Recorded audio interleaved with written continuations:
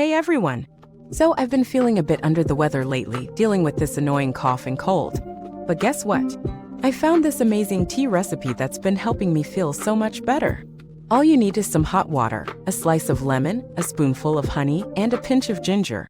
Just mix it all together, sip it slowly, and let the magic happen.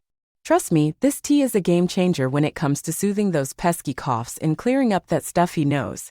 Give it a try and let me know how it works for you. Stay healthy, my friends.